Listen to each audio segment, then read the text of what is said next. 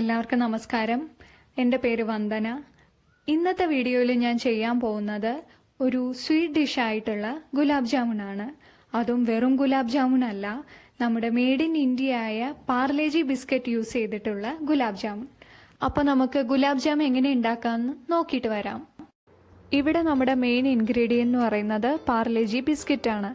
നമുക്കത് മിക്സറിൽ പൊടിച്ചെടുത്തിട്ട് വരാം.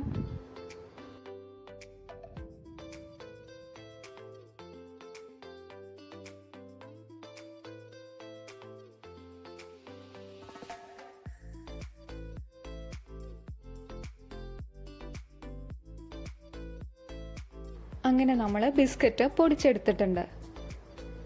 ഇതേ സമയം ഗുലാബ് ജാം ഉണ്ടാക്കാൻ ആവശ്യമായിട്ടുള്ള ഷുഗർ സിറപ്പ് നമുക്ക് തയ്യാറാക്കാം. അതിനായി 2 കപ്പ് വെള്ളം അടികട്ടിയായ ഒരു പാത്രത്തിൽ എടുക്കാം.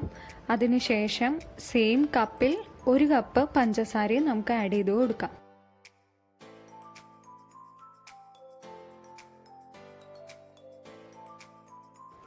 ഇവിടെ നമ്മൾ പൊടിച്ചു വെച്ചിരുന്ന ബിസ്ക്കറ്റിൻ്റെ പൊടി നമുക്കൊന്ന് സീവ് ചെയ്തെടുക്കണം. എങ്കിലേ സ്മൂത്ത് ആയിട്ടുള്ള ഗുലാബ് ജാം നമുക്ക് ഉണ്ടാക്കാനായിട്ട് പറ്റുള്ളൂ.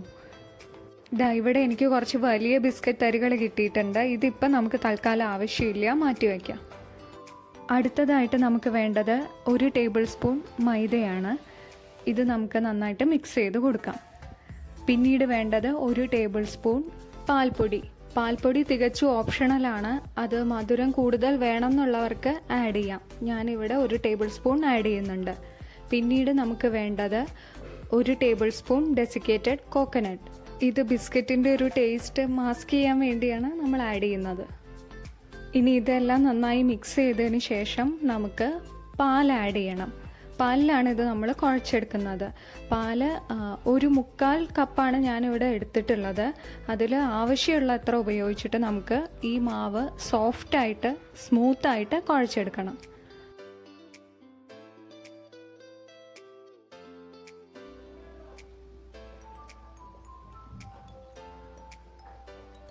ഇവിടെ നമ്മൾ സോഫ്റ്റായിട്ട് കുഴച്ചെടുത്ത മാവ് ഉരുളകളാക്കി മാറ്റുന്നതിന് മുൻപ് നെയ്യ് കയ്യിൽ അപ്ലൈ ചെയ്യുന്നത് നല്ലതാണ്.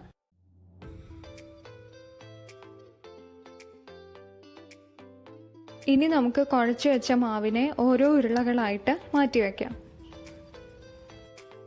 ഇവിടെ നമ്മുടെ ഷുഗർ സിറപ്പ് തിളയ്ക്കാൻ തുടങ്ങിയിട്ടുണ്ട്. നമുക്കൊരു ഫ്ലേവറിന് വേണ്ടി 1-2 ഏലക്ക ഇട്ട് കൊടുക്കാം.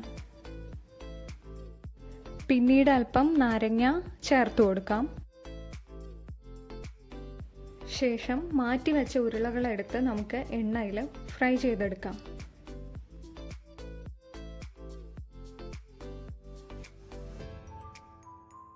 എണ്ണ ഒഴിക്കുന്നതിനോടൊപ്പം തന്നെ 1-2 ടീസ്പൂൺ നെയ്യും ചേർക്കുന്നത് നല്ലതാണ്. അടുത്തതായിട്ട് നമുക്ക് എണ്ണ ചൂടായോ എന്നറിയാനായിട്ടുള്ള ഒരു ടെസ്റ്റാണ്. ഗുലാബ് ജാമുൻ നമ്മൾ ഫ്രൈ ചെയ്യേണ്ടത് മീഡിയം ഫ്ലെയിമിലാണ്. ഫ്ലെയിം ഒരിക്കലും ഹൈ ആവരുത്. എണ്ണ ചൂടായിട്ടുണ്ട്. നമുക്കിനി എല്ലാ ഉരുളകളും ഫ്രൈ ചെയ്ത് എടുക്കാം.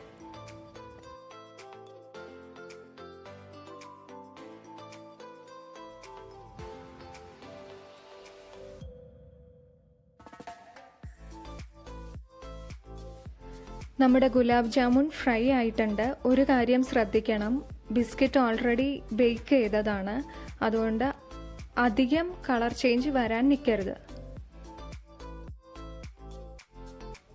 ഇനി നമുക്ക് ഫ്രൈ ചെയ്തെടുത്ത ഗുലാബ് ജാമുൻ നമ്മുടെ ഷുഗർ സിറപ്പിൽ ഒരു 30 മിനിറ്റ് നേരം ഇട്ട് വയ്ക്കാം.